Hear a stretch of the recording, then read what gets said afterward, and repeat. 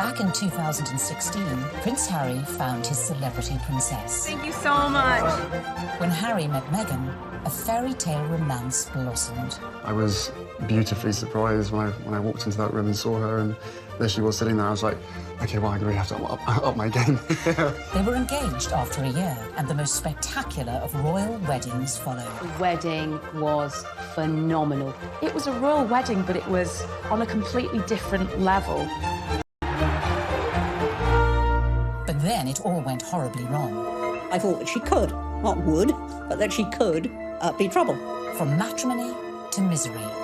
My British friend said to me, I'm sure he's great, but you shouldn't do it because the British tabloids will destroy your life. So how did Meghan Markle lose her sparkle? Bit of breaking news tonight. The Duke and Duchess of Sussex have announced that they are carving out what they call a new role for themselves. And how did she go from media darling to public enemy #1? The scrutiny has proved too much and palace life too stifling. We chart the meteoric rise and dramatic fall of the royal couple. She verged on the political when she was talking about women's empowerment. The royals don't do that. As their dream turned into a nightmare. I never thought that this would be easy, but I thought it would be fair. They said their goodbyes, handed back their royal titles. You've got the most recognisable members of the royal family, international superstars, if you like, suddenly announcing tonight that they're going to step back as senior members of the royals. I mean, it is quite staggering news. And jetted off to Canada. The monarchy finds itself in a moment of turmoil, flux, and a genuine crisis. We ask, Meghan, where did it all go wrong?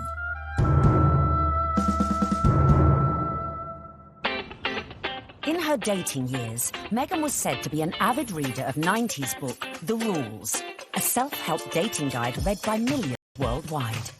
But the rules ain't got nothing on the Meghan Markle handbook. Beginning, of course, with step 1, be born into showbiz. To bag your Prince Charming, it always helps to start off in life with celebrity connections. And with Mum Doria and Dad Tom working in the entertainment industry, Meghan was all set. Meghan has a true showbiz upbringing. Her parents actually met on the set of General Hospital. Her dad was working on the lighting, her mom was temping there. It was the late 70s when my parents met. My dad was a lighting director for a soap opera, and my mom was a temp at the studio. I like to think he was drawn to her sweet eyes and her afro, plus their shared love of antiques. Whatever it was, they married and had me. They moved into a house in the Valley in LA to a neighbor. Nice, huh? You like these ponytails? Unsurprisingly, young Meghan soon caught the acting bug and would often visit her dad on the set of long-running TV sitcom Married with Children. Meghan had very much a showbiz upbringing. She would have been on set occasionally. She would have met famous actors and actresses probably from a young age, and understood that they were just people, and understood that there is a work that goes on behind the camera, because that's what her dad did. So she would have seen the reality of what it means to be famous at a very early age. Married with Children was, at the time, considered so risque, it was even boycotted by some viewers. So I grew up on the set of Married with Children every day after school for 10 years. I was there. Wow. I know. It's a very perverse place for a little girl who went to Catholic school, no less, to grow up. There were a lot of times my dad would say, Meg, why don't you go and help with the craft services room over there? This is just a little off-color for your eyes. I wasn't allowed to watch it at home.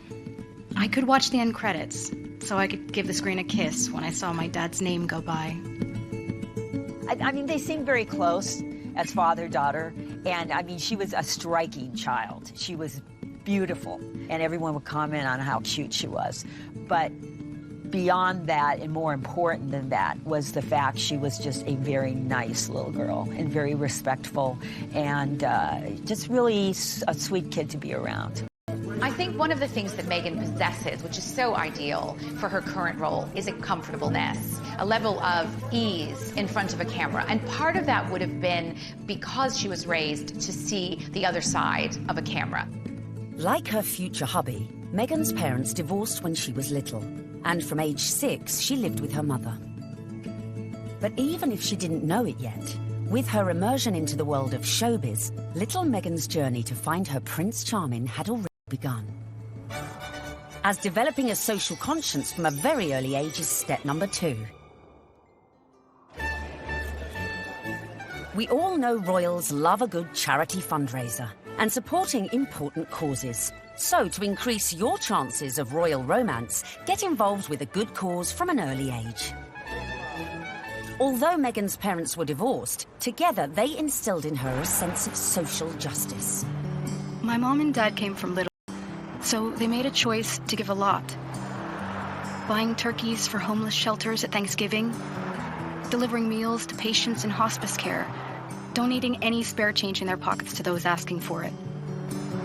This is what I grew up seeing, so that is what I grew up being. A young adult woke up when I knew something was wrong. While still at school, unbeknownst to her, young Meghan was already learning one of the key attributes to being a princess: helping those less fortunate. She volunteered at a soup kitchen in one of the most impoverished areas of downtown LA. One day, after class, Meghan approached me and she said, "Tell me more about serving on Skid Row." I suggested that she visit the place where I had volunteered because I knew that she would be physically safe there. And she not only volunteered there a few times, but she continued to volunteer at the soup kitchen throughout her time at Immaculate, which was through her senior year. Meghan always took it a step further, not just distributing food, but learning people's names, learning their stories, because that's where I think her compassion comes from, her connection with people. I think it's very important to know that her heart is in everything she does. I got this letter from one of the students who was in her group. This student was very shy, she was very unsure of herself, she was kind of a bit of a loner. And Meghan wrote her the most wonderful, loving note, even though Meghan was not her close friend at all. So I'd just like to read it, because this gives you a sense of, this is the real Meghan. So it goes, "Dear Michelle, you are so strong and so wonderful. Your courage in strength in times of hardships is as admirable as your optimism and friendly nature. I am so lucky to have you in my group and to be able to lead you on this adventure. Never stop sharing your beautiful spirit and always remember how special you are. I am here if you ever need me. I love you, Meghan." Meghan was already starting to make changes, but coming up, we see how her voice reached all the way to the White House. It just wasn't right, and something needed to be done. And then, in our step-by-step guide to bagging a prince, we reveal how getting to Hollywood... Any actress in America needs a huge breakthrough, and Suits was that show. ...helped prepare her for her future role. I think it well equips her for the intrusiveness that accompanies being a member of the royal family.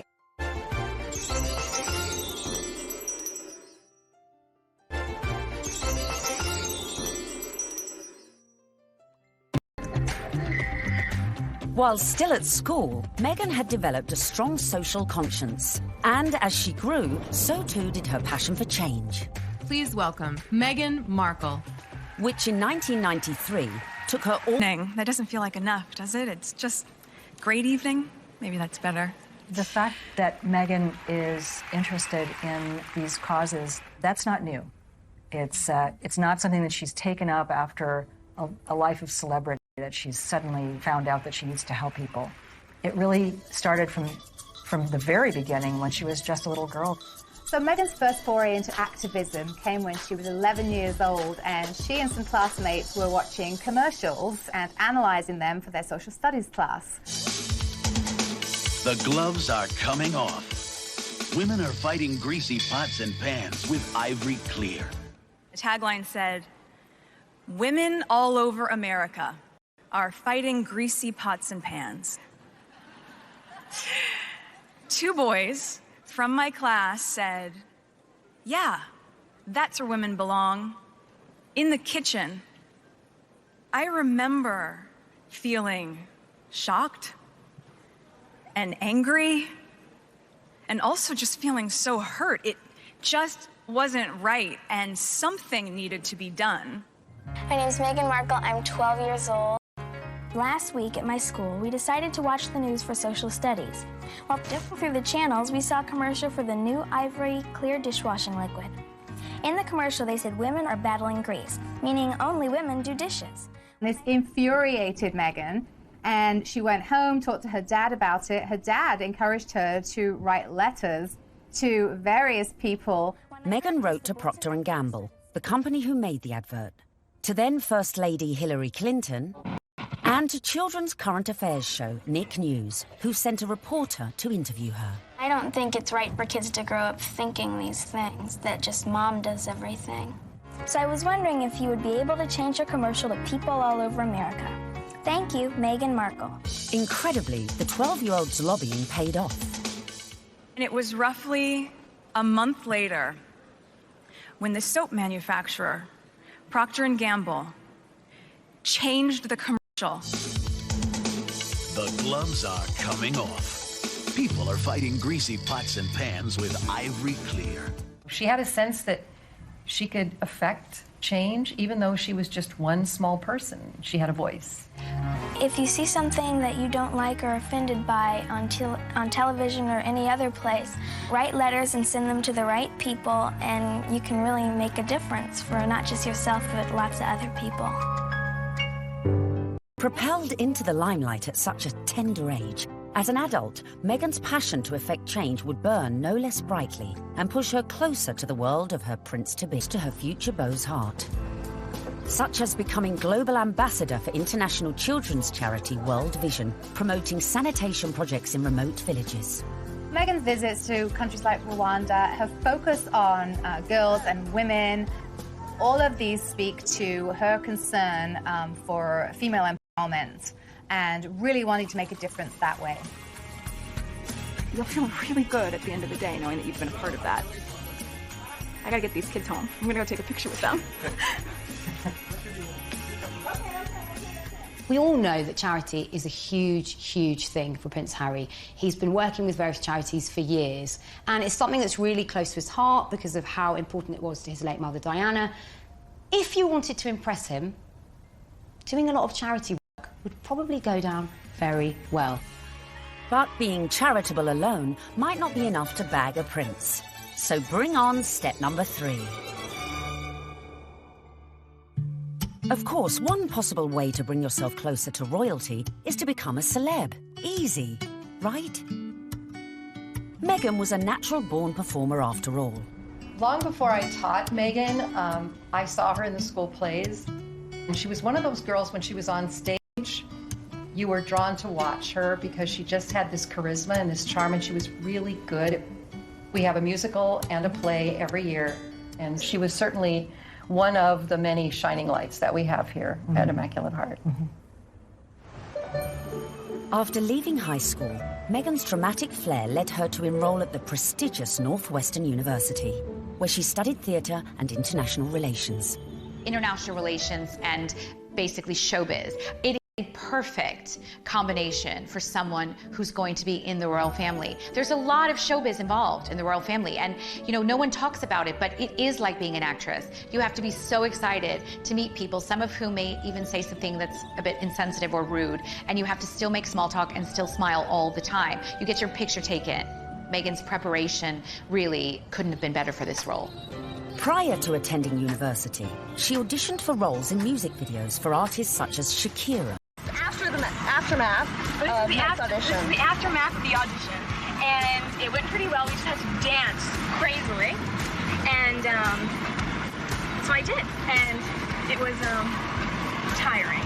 We just all danced like wild women, and I was shaking my hair around, and so that's that. While at university, Meghan showed promise on stage, starring in a number of student movies. Back home in LA one Christmas, a friend introduced her to a manager who'd watched one of her films. He offered to find her work. In return for the success was not an easy one. A young actor, actress trying to break into the business, it is not easy. My parents had been so supportive, watching me audition, trying to make ends meet, taking all the odds and ends jobs to pay my bills.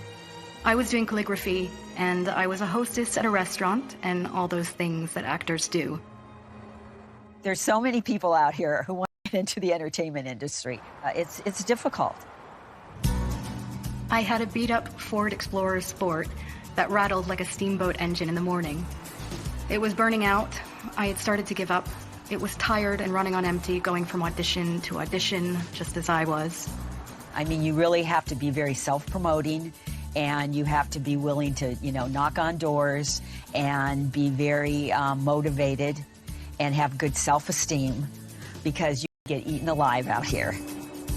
But Megan remained determined to make it in Hollywood, despite the challenges along the way. I would drive to auditions and park at the back of the parking lot, far from the eyes of anyone who could see me unlocking the trunk and crawling into my car through its only feasible entry point. I would play it off, obviously, as though I was looking for something, reaching so deep for something that my car almost sucked me in to get it. Much like my experience in Hollywood, to be honest. Struggling, climbing hurdles, searching for something that I couldn't even see, and just reaching for it. By now, in her mid-20s, all Megan had to show for her efforts were bit parts in TV soap operas, dramas, and the occasional movie. Fame was a distant dream. In 2006, she landed a job as a suitcase girl on the US version of quiz show Deal or No Deal, filming up to 7 shows a day. Megan, open the case.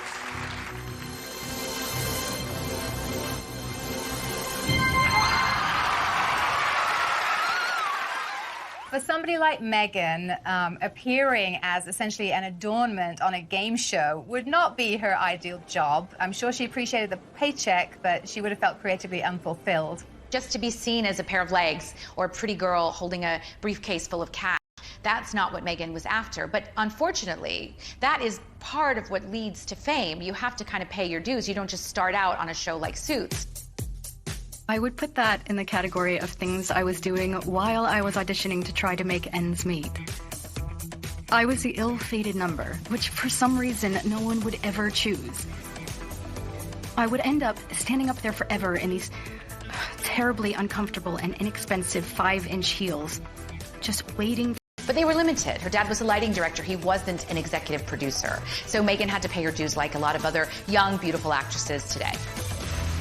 Along with the fierce competition facing any young actress trying to break Hollywood, Megan had a further challenge: her mixed-race heritage. It took quite a few years for Megan really to be comfortable with her identity.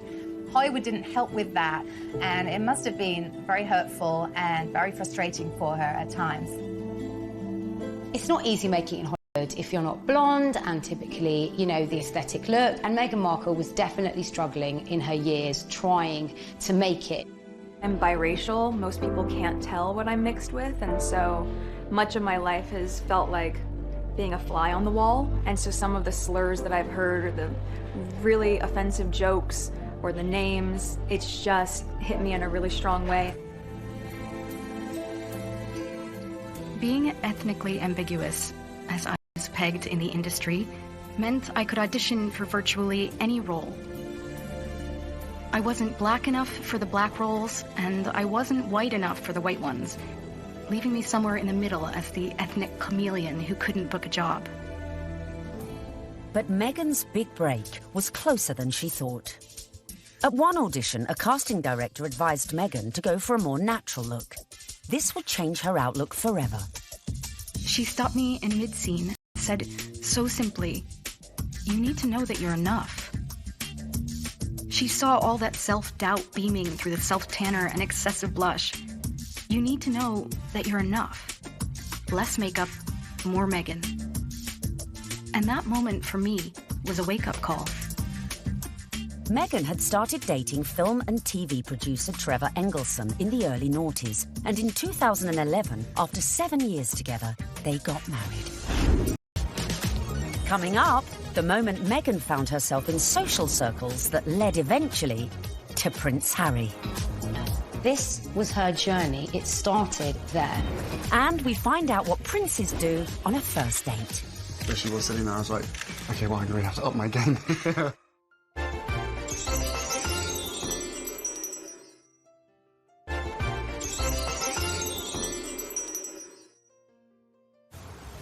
Bagging A major TV role isn't easy. But luckily for Meghan, her breakthrough was just around the corner.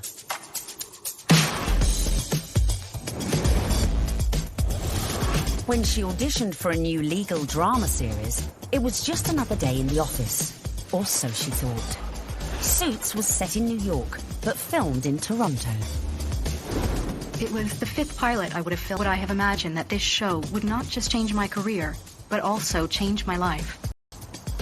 Any actress in America needs a huge breakthrough. And what they want is to be on a massive show. And Suits was that show for Meghan Markle. Meghan won the role of Rachel Zane, an ambitious young lawyer. Hi, I'm Rachel Zane. I'll be giving you your orientation. Wow, you're pretty. Good. You've hit on me. We can get it out of the way that I'm not interested. No, I'm sorry. I wasn't hitting on you. Trust me. I've given dozens of these, and without fail, whatever new hotshot it is thinks that because I'm just a paralegal, that I will somehow be blown away by his dazzling degree. Let me assure you, I won't. Meghan's character, Rachel Zane, was what we might call a grafter. She worked her way up, she had rich parents, but she didn't want to take any help from them. I guess there could be some crossover between Meghan's character, Rachel in Suits, and her normal everyday life. Her role within that, she's a strong, independent woman. Do you know what I mean? She commands respect, she commands authority. So when you look at Meghan in everyday life, she does that as well. You know, there is kind of some fluidity between those two roles there, for sure. Very strong, driven, independent women, but they really have a heart of gold. They're a bit of a soft touch. They'll help anybody. We know this of Meghan, and I think as the show went along, Meghan was able to incorporate more of herself into the character. The flip-flop culture is part of just who I am. I love my cutoffs and flip-flops and being as relaxed as can be, which is why it's so fun to dress up and play Rachel. Finally, after years of graft, she'd landed her big break. The show was a hit. The USA Cable Network commissioned a second series, and Meghan moved full-time to Canada to be near the studio. Meghan's move to Toronto was a big deal. She's very close with her mother, Doria, and she moved away from home and her friends in LA to go start a new life in Canada. So Meghan chose not to live in, like, the poshest area of Toronto. She chose Seton Village, which is more back, tree-lined, and people keep to themselves, and that's exactly what Meghan did. So much so that her neighbors didn't even know who she was. But not for long. The show soon became an international smash, catapulting Meghan to fame and to becoming a household name. I'd never watched Suits. I'd never heard of Meghan before. Well, nearly a household name. He had to say that. She was so sexy in it. He couldn't say, like, I've actually seen her, like, passionately kissing loads of guys. And I was like, yeah, I want to marry that.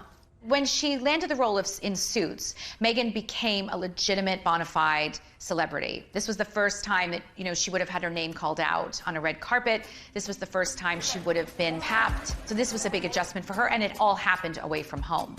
But being away from home wasn't without problems. For two, the problem with the marriage was the distance. And no sooner were they married than she got the gig on Suits, and she was in Toronto and he was in LA.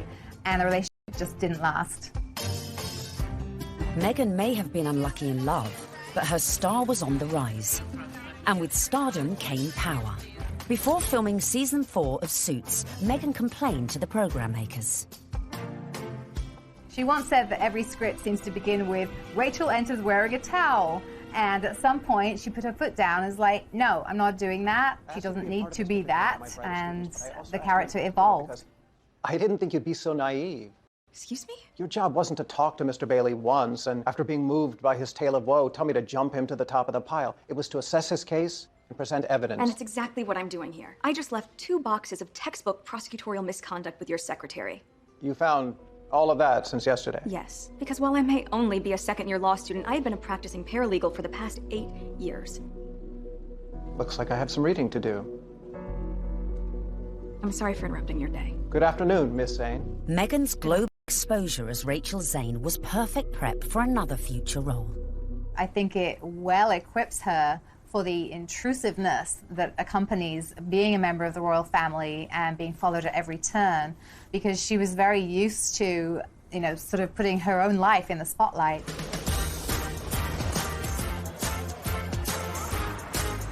So, having been working hard on Suits and needing a well-earned break, Meghan decided to have a summer holiday in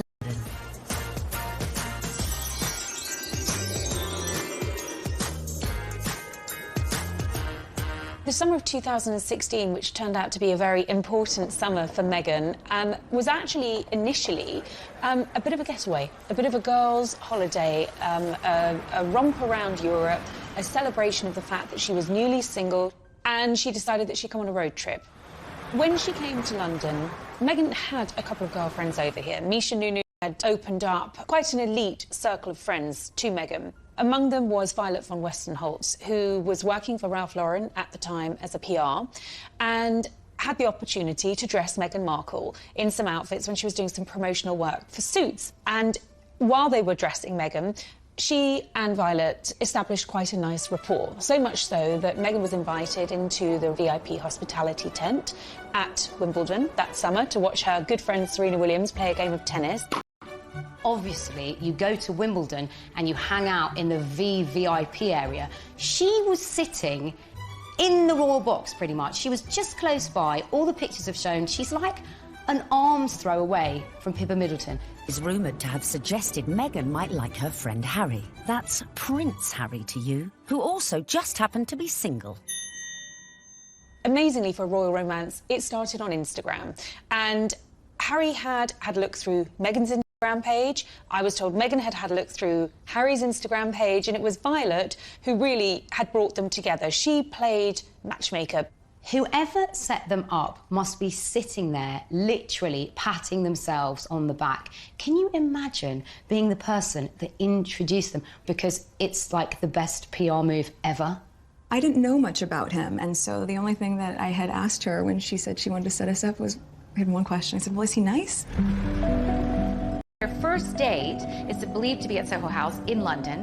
Meghan had strong ties to Soho House. She was a regular at the Toronto outpost and very good friends with Marcus Anderson, who is one of the directors of Soho House. Marcus Anderson cleared rooms and corridors so that they could meet completely in private without the risk of being spotted or photographed. I was beautifully surprised when I walked into that room and saw her, and there she was sitting there. I was like, okay, well, I'm going to have to up my game. I had to sit down and make sure I got a good chat. They got to know each other over a bottle of rosé. They clicked, I was told, immediately over their joint passion for charity work, their love of philanthropic work, and there was an immediate spark. We met twice back-to-back, 2 dates in London last July. Yes. Then it was, I think, about 3, maybe 4 weeks later that I managed to persuade her to come and join me in Botswana. What happened next was the start of fairy tales, as the couple embarked on a whirlwind romance. Harry and Meghan, they were both astonished at how quickly their relationship developed and how deeply they felt for one another, almost from the get-go. I think perhaps a sign that things had gotten off to a good start and were actually really accelerating rather quickly in terms of a royal romance was when Meghan started referring to Harry as Has to her friends, and he was affectionately calling her Meg to his. Though originally worlds apart, they had much in common after all, both with divorced parents, both famous, and sharing an interest in the developing world. It was one of the first things we started talking about when we met, was just the different things that we wanted to do in the world and how passionate we were about seeing change. I think that's what got date 2 in the books, probably. Plenty to talk about.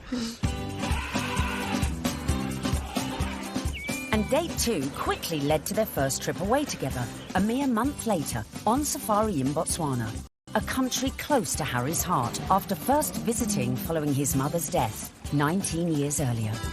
We camped out with each other under the stars. We spent, coming joining was crucial to me to make sure that we had a chance to get to know each other.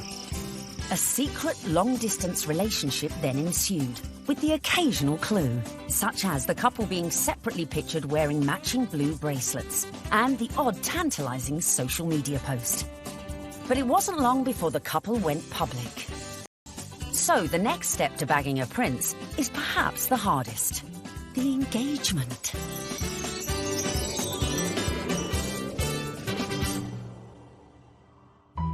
So, Has and Meg were love's young dream.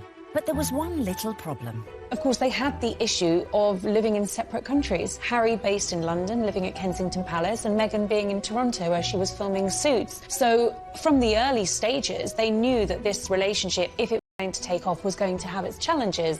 More often than not, it was Prince Harry jumping on a scheduled flight incognito in a baseball cap and a hoodie with just a single protection officer in tow and taking a regular British Airways, usually, flight to Toronto. He was never seen, never spotted, and so they were able to conduct those early months of their relationship in clandestine and get away with it.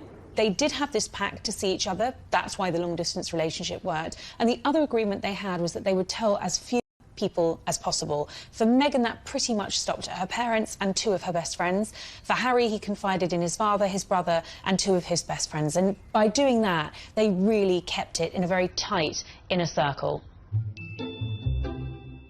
Astonishingly, the couple managed to keep things on the down low for 3 months, until late October, when the cat, or should that be corgi, was out of the bag, after an anonymous source leaked the story to the press. Well, I can't say much about how the story came about, apart from the information that he was seeing Meghan came to light. And what was interesting in that circumstance, covering a story like that, is normally a name might be mentioned linked to Prince Harry and you wouldn't know who they were, and you'd have to try and research them, and you might not find very much online because they're a private individual. Of course, in Meghan's case, there was reams and reams of information about this American actress with illustrious history, not only of starring in shows like Suits, but also with this huge charitable side to her. The fact that she had been involved with the UN and everything became apparent. So really, you have a one-fact story like that and it breaks, and the rest of Fleet Street is then playing catch-up. And it was then after the story broke that you found descending on Meghan's house, chasing after anyone that ever knew her, chasing after family members. I think both of us were totally surprised by the reaction after the first 5-6 months that we had to ourselves. Now everyone knew about their relationship, but would everyone approve? Especially Harry's inner circle of trusted friends. But they also welcomed her, and by the March of 2017, Meghan was invited to his best friend's wedding. Harry flew Meghan out to Montego Bay for the wedding of old Etonian pal Tom Inskip. She was made to feel very at home, the friends were very welcoming, and she started to actually forge friendships with these people on her own. And that's really lovely that, you know, Prince Harry at the wedding of his pal, and his pals are saying, you guys could be next down the aisle. I mean, what's better than that? They could obviously see that this is genuine. This is a real thing. Well, one of the things I was told by someone at that wedding in Jamaica was that they'd never seen Prince Harry look so happy. And in fact, at the wedding reception, there were jokes of, you two will be next. And actually, those were accurate predictions, because they were. Coming up, the royal couple to be his first public appearance. I don't know how many people were actually watching the wheelchair tennis match, because a lot of people were watching Harry and Meghan. And just how did Meghan's prince pop the question? I had the ring in my finger and I was like, can I give you the ring? She was, oh yes, the ring.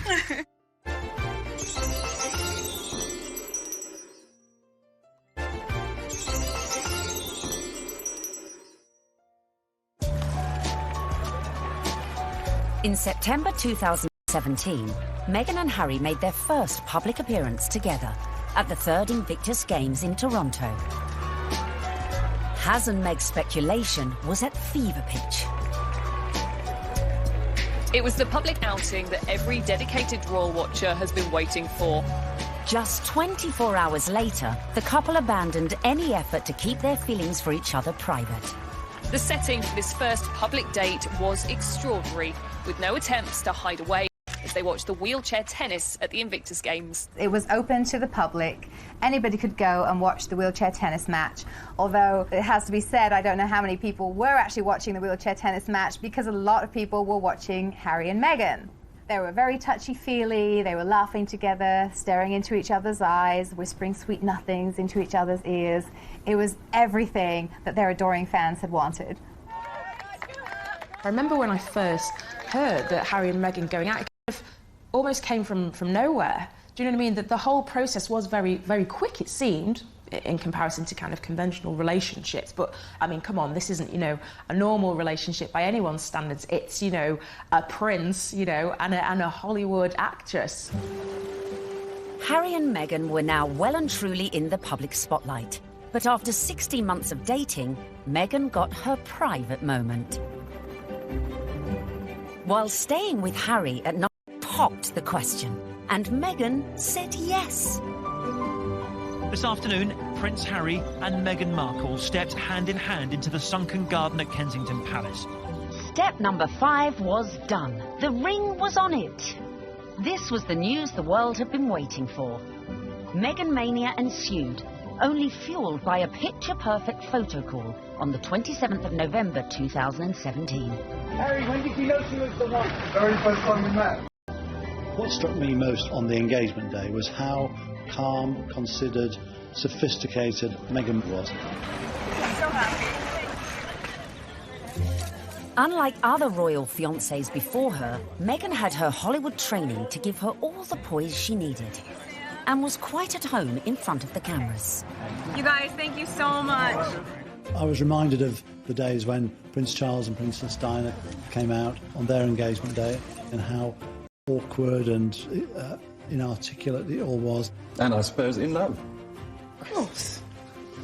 Whatever in love means. It didn't have the right feel to it. And even when Catherine and William became engaged, Catherine seemed very, very nervous. No, it's very important to me, and, I hope we'll, be able to have a happy family ourselves. Straight here, please! Not so Meghan. She was the one who seemed the least nervous of the lot. I think it's absolutely clear from their closeness, from their body chemistry, from the energy between them, that these two knew absolutely what it meant to be in love, and they were truly, madly, deeply in love. This engagement had the world's press queuing up to get the perfect front-page shot of their real-life American princess. And it came right at the end. The real picture is the one where they think they're out of view and they put their arms round each other's waist. Very unroyal and very lovely. And it would seem the look Meg chose for this all-important announcement came from one of our very own royal watchers. There's a really funny story about me wearing a particular coat, a particular pair of shoes and a dress and visiting Buckingham Palace, where I met Prince Harry and Prince William. About 3 weeks later, the biggest story of the year, Prince Harry announces that he's marrying Meghan Markle, and she happens to be wearing exactly the same outfit as me. So, one of two things happened. Either Prince Harry saw what I was wearing and thought, I definitely want my bride to look just as good as this girl, or Meghan Markle was somewhere on the grounds and really rated my outfit. Then came the pitch-perfect press call, where an uber-relaxed Meghan... is the fact that she is a product of Hollywood, product of television, product of entertainment, and therefore there's a sort of ease in communication, and there is an inbuilt knowledge of what the media are trying to get at. It was definitely a setup. It was a blind date. This was a world with which Meghan had been familiar before she met Harry, and her ease was there for all to see. Because I'm from the States, you don't grow up with the same understanding of the royal family, and so while I now understand very clearly, there's a global interest there. She's different because she represents the global world we're in, the fascination we have in America, the fascination we have in celebrity. Surroundings, the bride in training faced her public in that most royal of festive traditions. The post-service walkabout at St Mary Magdalene Church. Well, the Sandringham church photo is the timeline through history. You have a snapshot every year of those people closest to the throne. Now, often you're looking at a picture of a child who was barely able to walk perhaps a year ago, and suddenly they come out of the church. That image will change. In a few years' time, you'll have those couples and their children will be going to church. And a few more years' time, and you may not have the older generation. This year, of course, was Meghan's year.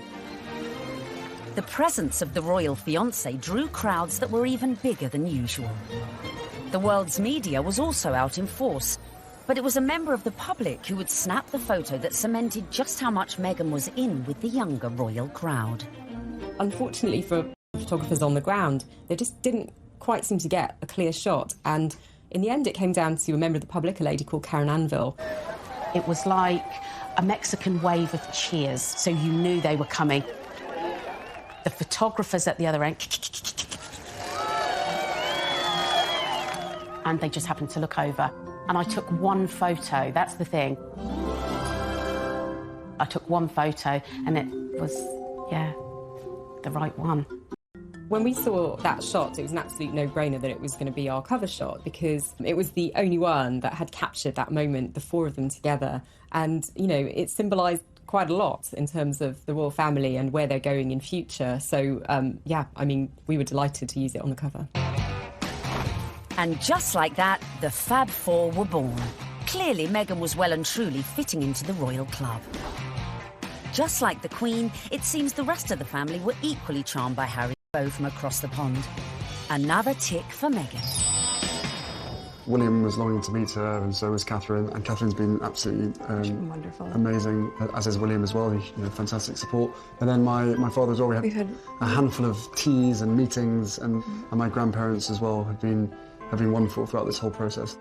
She found herself a true fan in the Duke of Edinburgh, and he was apparently hugely impressed with how well-read Meghan was. Meghan was now in with the in-laws. But coming up, events were to turn increasingly tricky, dealing with critics from near be trouble. and far. I think the very fact that Samantha wanted to do a book called The Diary of Princess Pushy's Sister implies that maybe she was not over fond of her younger half-sister.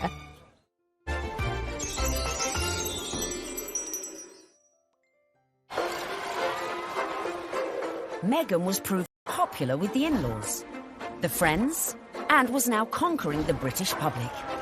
But what to do when you find out not everyone likes you? I don't know about this Meghan Markle. Yeah, she's too confident and self-assured. You see what I mean? This water feature's shit, isn't it? Yeah. Oh my God, I thought I was doing so well.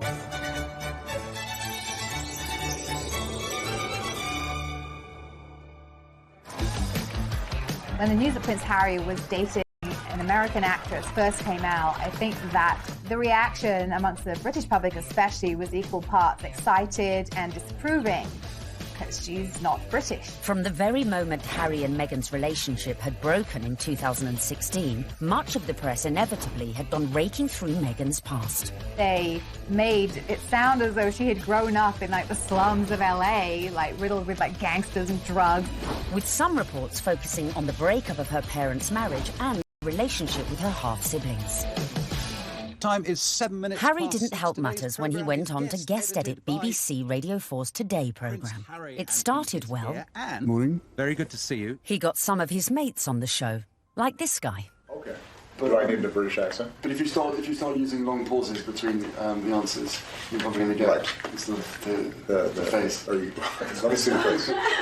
Oh, okay. But during the course of the programme, Harry answered one question about Meghan. It was your future wife's first Christmas with the in-laws. How was it? She really enjoyed it. The family loved having her there, and it's the family that I suppose she's never had. It's the family that I suppose she's never had. But Harry's comments did not go down well with one member of his future wife's family. Meghan's half-sister Samantha was very cross with what Harry said on the Today programme about the family not being close or a normal family. Samantha tweeted that was really not the case, and she defended their family as a normal family, a close family, a loving family, and didn't understand what Harry was talking about.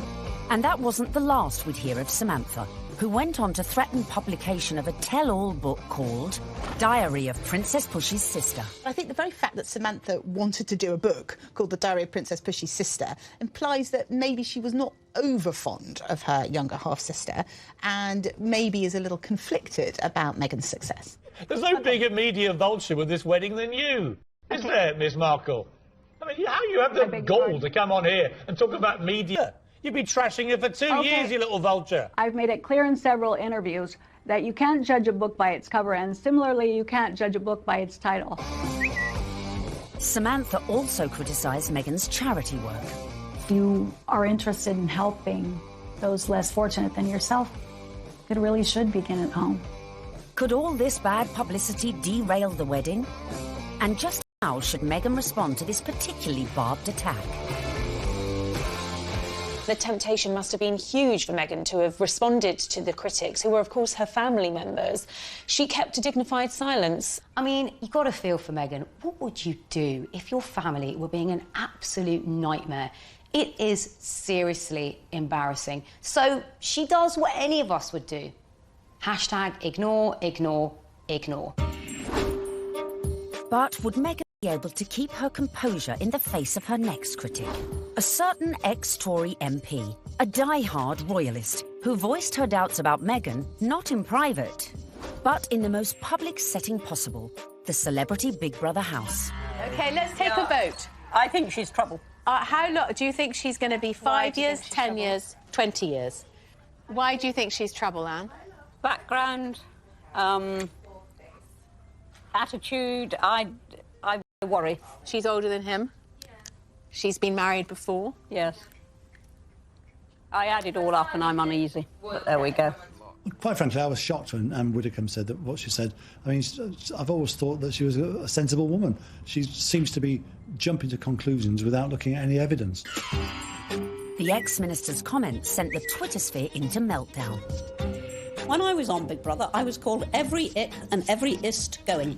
I was homophobic, xenophobic, racist, sexist, misogynist. Nothing I said could have been remotely construed as racist by any sensible observer.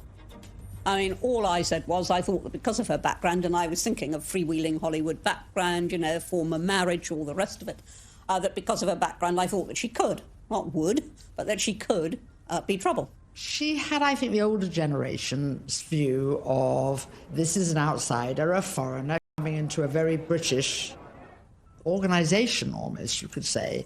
How is that going to work? The thing that all of us have to do is adapt. We're in the here and now. Embrace. But one woman who was not prepared to embrace was Jo Marnie, girlfriend of then UKIP leader Henry Bolton, who sent a series of racist texts. Even then, Meghan kept quiet. The royals' mantra is often put up points, so actually her approach, maintaining that dignified silence, not justifying or even giving any credence to these claims, some of which were really quite unpleasant, well, it was a very royal approach to things. Look, Meghan is showing the makings of a true princess. You've got to have that decorum. You've got to, on some occasions, actually, you know, keep silent and pick your battles. Even more flack came Meghan's way when she took to the stage with her potential prince, his brother and Kate at the Royal Foundation in February 2018. People say, well, you're helping women find their voices. And I fundamentally disagree with that because women don't need to find a voice. They have a voice. They need to feel empowered to use it. And people need to be encouraged to listen. And I think there is no better time than to really continue to shine a light on women feeling empowered and people really helping to support them. She verged on the political when she was talking about women's empowerment, and it was all a bit Me Too-ish. The royals don't do that. And indeed, the day that the royals start engaging in political causes is the day you get a lot of controversy. There is a very good reason why the royals stay off politics, and it's to avoid precisely that. Not everyone shared Anne's view. It's refreshing because she isn't saying things that are incredibly controversial that we actually wouldn't stand by or back or believe in. These are really important points, important issues that she's raising, especially when she's touching on feminism. But was Meghan risking her relationship with the royals and the public? She's clever. She's using her voice in a good way, and she has actually been backed by the palace. But still the criticism came, and the palace had to release a statement defending her. Was this one step too far? This is the first time that we've heard anyone associated with the royal family talking about those campaigns. The Kensington Palace stressed it would have been impossible for Meghan to talk about issues surrounding female empowerment without talking about those campaigns. Well, I think that by touching on the Me Too campaign, Meghan probably knew that there was going to be some kickback, and indeed there was. But actually, she got far more people saying, this is great, this is what the royal family needs to be doing more of. Phew. Looked like Meghan had found just the right balance to please the palace, her people, and most importantly, her prince. So, next step in our guide, embrace your prince's religion. She signed up to the Church of England, of which the Queen is supreme governor. And exactly 100 days after her engagement announcement, Meghan was baptised in the chapel of St James's Palace by the Archbishop of Canterbury. It was very special. It was beautiful. Though she had attended a Catholic school in LA, Meg had a Protestant background. Her father was a member of the Episcopal Church of the United States. It would not have been an enormous step, to get baptised, but it was a big step in a way. But I think out of deference to the Queen and to her very strong faith, it sort of tidied things up, and it augurs well for the future because she will have to attend many, services in Church of England cathedrals. Coming up, Meghan's headed ever nearer to that chapel of love, but the journey would become increasingly problematic. With a guest list to organise... Have you got an invite to the royal wedding? Have I? Yeah. Not that I know. And dramas coming thick and fast from her very own family. All of a sudden, his health isn't good, and he can't come to the wedding. Dun, dun, dun!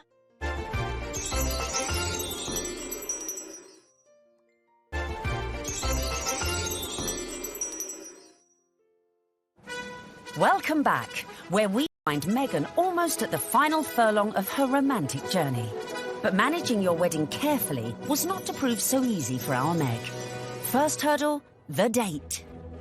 The wedding of Prince Harry to Meghan Markle. The date, the 19th of May, 2018. Recent royal weddings had all been held on weekdays, but not this one. I think that they thought, we want people to enjoy this, so why not do it on a Saturday? And if you think about most weddings that you and I go to, they're at the weekend. So why wouldn't you follow suit? But there was one reason to avoid that Saturday. It had already been announced as the date of the FA Cup final. As president of the Football Association, Harry's brother Prince William was expected to take his usual place in the royal box at Wembley. And millions more were looking forward to watching the game on TV. I think my wife would probably want to see the royal wedding. So what I'll probably do, I'll probably leave her on her own, maybe some of her friends. I'll go somewhere else where like-minded people want to watch the FA Cup final. I would so prefer to watch a royal wedding, not interested in football. Harry and Meghan solved the problem for TV viewers.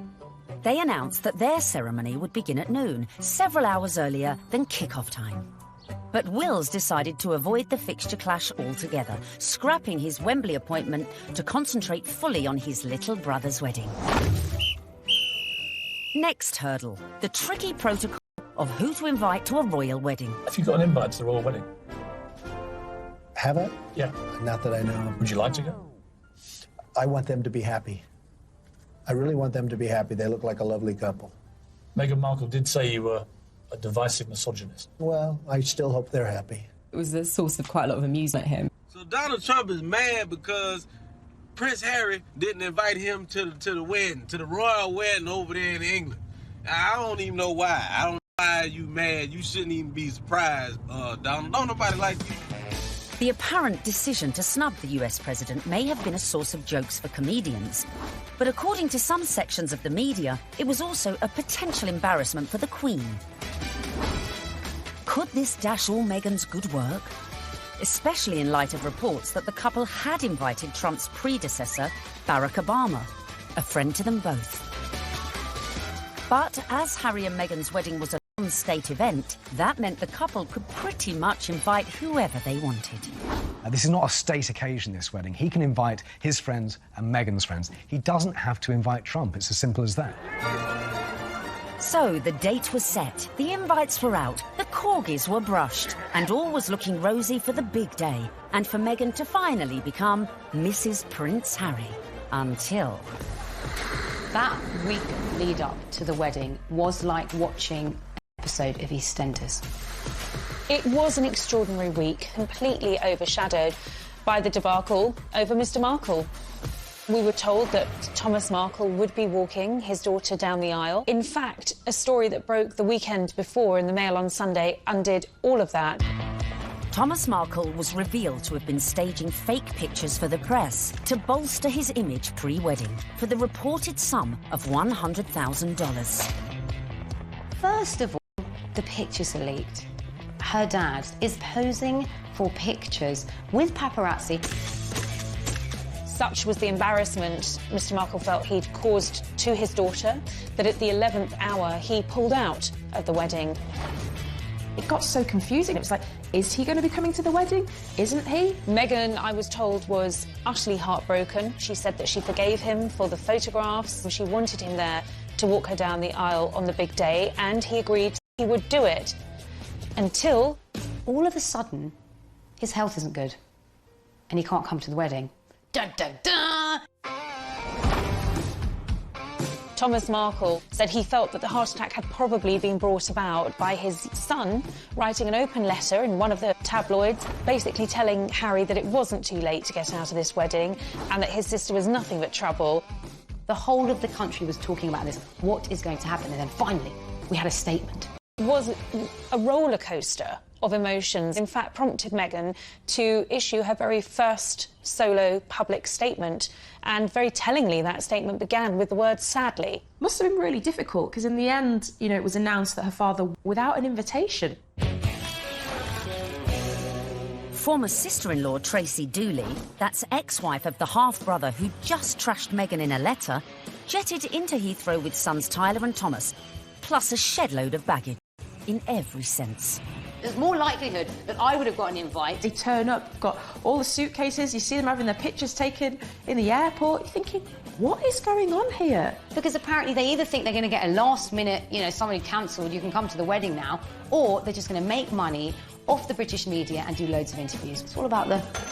Be a pretty exclusive event. Right. So, I mean, if they feel like they would like to invite us, we'd be honored, and if not, we're going to be cheering her on and... Totally supporting her no matter what. And then on top of all of this, Meghan has to find out that her nephew Tyler is growing cannabis and has even called his special batch the Markle Sparkle. I mean, it was just disastrous from start to finish, and I think actually everyone, not just Meghan, was pleased when they packed their bags and went right back to where they came from. Cue an epic sigh of relief at the palace. Despite all these problems, the wedding stayed on track. Which brings us nicely to step 11.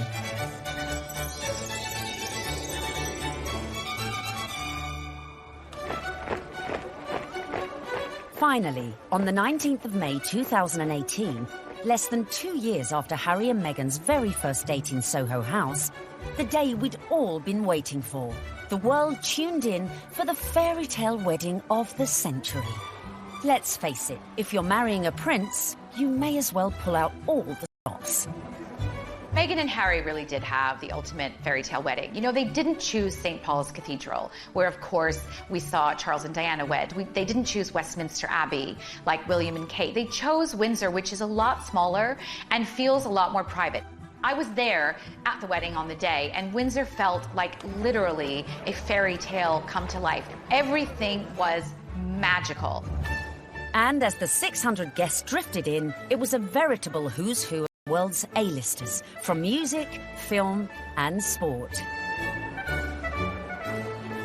I think this was the very first really modern royal wedding that we've ever seen, and it was a true marriage of Hollywood royalty with British royalty.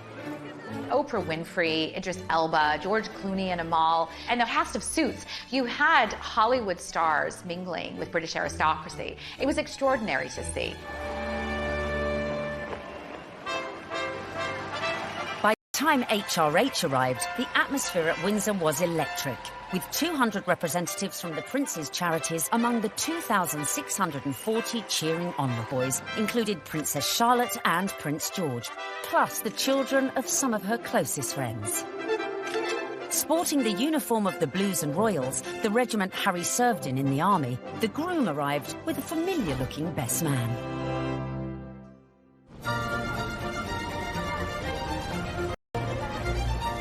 Right on cue, Meghan arrived with Mum Doria in the Queen's Rolls-Royce Phantom 4.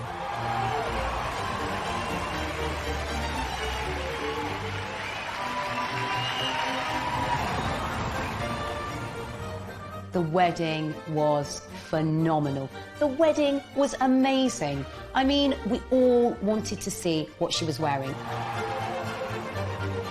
And we weren't disappointed when Meghan stepped out in a Givenchy dress with a veil featuring flora and fauna from 53 Commonwealth countries.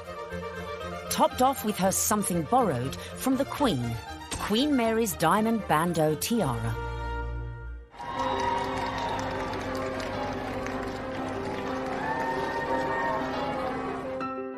But with an absent father, who would walk Meghan down the aisle? Prince Charles rises to the occasion. Prince Charles walks her down the aisle. It's amazing. Hashtag the power of love. Hashtag love survives. When you saw it on the day, it felt like the right thing to do. It was a wonderful way of Charles saying, welcome to the family, and actually of Meghan showing the world just how close she already is to her father-in-law.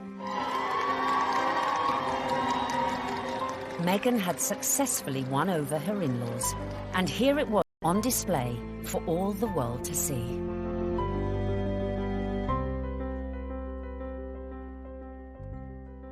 It was lovely. It was really lovely. It felt positive, and yeah, you couldn't help but smile watching it. When the night has come.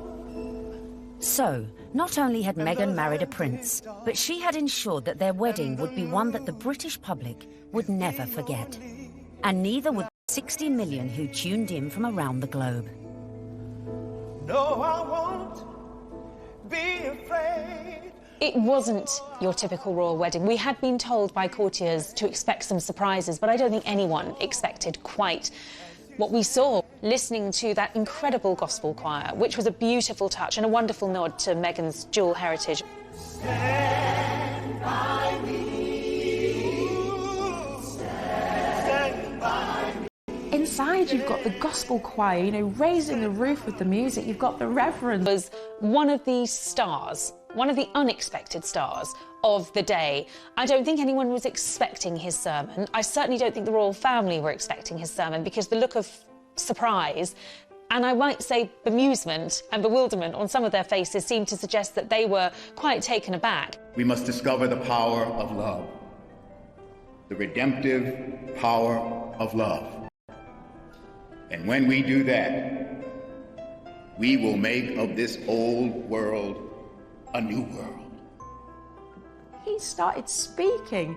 He just had everybody on the edge of their seats, whether you were there or you were watching it on the television. The room felt alive. I don't think St George's Chapel has ever heard such an effusive address, or heard Martin Luther King quoted in that way. There's power in love. Don't underestimate it. Don't even over-sentimentalize it. There's power in love. You know, there is power in love, and if we hadn't heard it once, it was drilled into us, so we knew that by the end of his sermon. Well, there's power in love. Her family weren't there. It was just her mother. But her story, her African-American heritage, that was all beautifully reflected in the ceremony and in the day itself. All these things that are really very Meghan just made you realise how much more the world is coming together. It was poignant, powerful stuff. Meghan, I give you this ring. Meghan, I give you this ring. As a sign of our marriage. As a sign of our marriage. By the joining of hands and by the giving and receiving of rings. I therefore proclaim that they are husband and wife. She'd done it. She'd got the ring and she'd married her prince. Watching that wedding, you know, even if you're not a royalist and you're not a romantic, you really couldn't help but be taken in by it, because it was two people that actually seemed like they were really in love, which on any level is just so nice to see.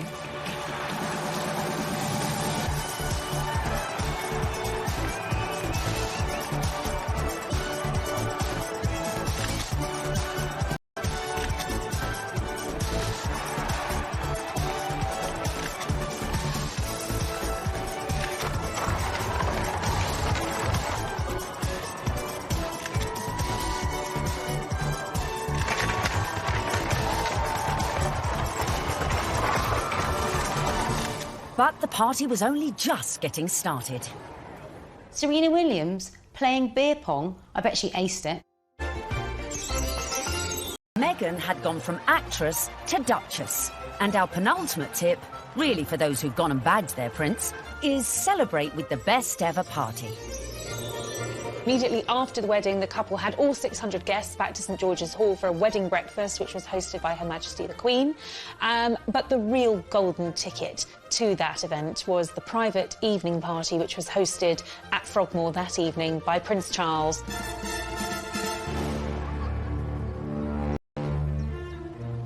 We saw, of course, Meghan's dress for the after party, which was by Stella McCartney. She looked glamorous. Harry looked like James Bond walking out of the palace to get into their vintage Jaguar. This was a very modern, sexy, gorgeous couple. We saw the couple speed away in that beautiful blue E-Type Jaguar. Meghan resplendent, it has to be said. Harry looking more James Bond than Prince Harry.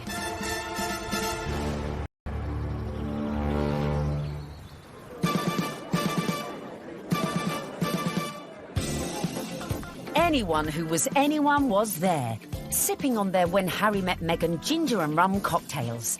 George and Amal, Serena Williams, James Corden and Idris Elba, who turned DJ for the night and span a few tunes.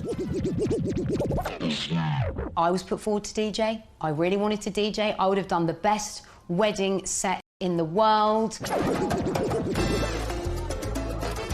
It must have been incredible. Everyone's probably a bit more relaxed, you know, a bit more loose, getting on the cocktails, having a chill. Everyone just wanted to know the juicy details of this VVIP party. Were these huge Hollywood stars and celebrities doing the same kind of things we do when we've been drinking since about midday? Yes, they were.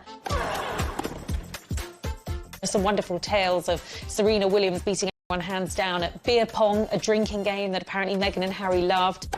Serena Williams playing beer pong? I bet she aced it. Serena has since denied she played this game. Shame. But who knows, maybe when they throw their next party. George Clooney serving up cocktails and whisking Meghan and Kate around the dance floor. A dance-off instigated by James Corden between Princes William, Charles and Harry. Which we like to imagine looked like this. Come on, well, it's my reception. Good bust a few. Yeah, there you go. Yeah, there you go. Okay. Yeah, come on. You like that, brother? Yeah, twerk it, Wheels. Twerk it, Wheels. There you go. No, yeah. Oh, no, Grandmum just saw that. Bollocks. All right. Having an absolute laugh. I mean, was the Queen there? What was she doing? Was she watching it? Was she getting involved? Go for it. Let's have a laugh. Let's enjoy this. I think it was just a fantastic night where the couple were able to really do things their way, from serving dirty burgers at midnight out of posh burger stalls in the grounds of Frogmore to handing out monogrammed slippers so that their guests in those 6-inch Louboutins or whatever they were wearing could actually rest their weary feet come the end of the night. And if you want to ensure you throw the best party ever, be like Meghan and make sure your guests leave their phones at the door so you can let your hair down without any sneaky snappers. You don't want a repeat of the dramas of a previous royal wedding. 10 years earlier, the same venue had hosted the wedding reception of Harry's cousin, Peter Phillips, and his wife, Autumn Kelly, who provoked a scandal when, unbeknownst to most of the guests, they sold photos of the private bash to Hello magazine for £500,000. Generally, what happens in the private do's stays in the private do's. There are no cameras there, or none of our cameras are there. So what happened with Peter and Autumn's wedding is controversial and unusual. The junior royals host a wedding ceremony, which is where there's supposed to be the private situation, the most private the royals are ever in, inside their own home, for goodness sake. And they thought this was just photographers at a wedding and happily posed and grinned away. And then were quite amazed in a couple of weeks afterwards to see 59 pages of a Hello supplement dedicated entirely to things that they thought were private family shots. I think it went down like a lead balloon with many members of the royal family. Luckily, Harry and Meghan's wedding reception went off without a hitch, but with a bang.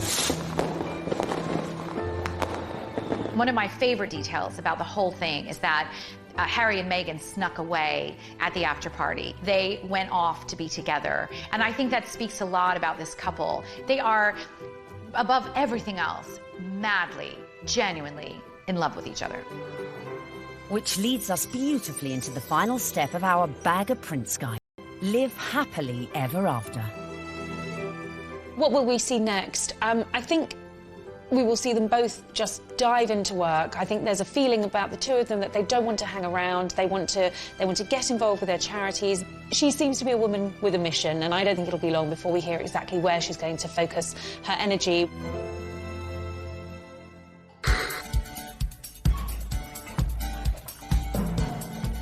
So there you have it. From being born into showbiz, to getting famous, to moving countries. Making moves in royal circles, charming the in-laws, and staying silent in the face of criticism. Meghan Markle might not have set out to bag a prince, but follow her lead, and maybe you could do it too. It was the ultimate her journey from the leafy suburbs of LA to Toronto to Kensington Palace to St George's Chapel has been a monumental, epic and frankly incredible story. It's so nice to meet you. She's a modern woman. This is how we all live, you know, from mixed race families, you know, interracial marriages, coming from different countries. That is what society is about now. The fact that she's unusual for the royal family, I think the fact that she comes from a different country, a different background, it's just a plus. She is very much a breath of fresh air. She's incredibly focused. She's incredibly driven. Women don't need to find a voice. They have a voice. They need to feel empowered to use it, and people need to be encouraged to listen. She's got the biggest platform, she's got huge ideas, and she is changing the game in a very cool way. And she makes Prince Harry happy, and so he now has that partner that he said he always wanted to share the load with. And in Meghan Markle, he found it. If this were a movie script, you would say that Meghan completes him.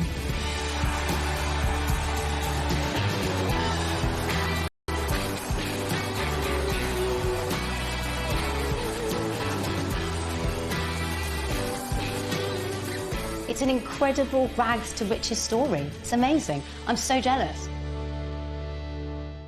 But no one's jealous now, because what started as a fairy tale soon became a nightmare.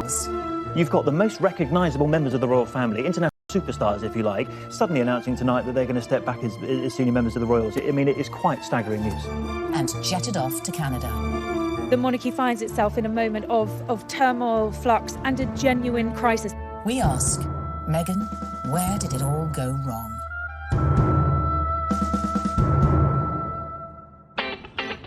In her dating years, Meghan was said to be an avid reader of 90s book, The Rules, a self-help dating guide read by millions worldwide. But the rules ain't got nothing on the Meghan Markle handbook. Beginning, of course, with step 1, be born into showbiz. To bag your Prince Charming, it always helps to start off in life with celebrity connections. And with Mum Doria and Dad Tom working in the entertainment industry, Meghan was all set. Meghan has a true showbiz upbringing. Her parents actually met on the set of General Hospital. Her dad was working on the lighting, her mom was temping there. It was the late 70s when my parents met. My dad was a lighting director for a soap opera, and my mom was a temp at the studio. I like to think he was drawn to her sweet eyes and her afro, plus their shared love of antiques. Whatever it was, they married and had me. They moved into a house in the Valley in LA,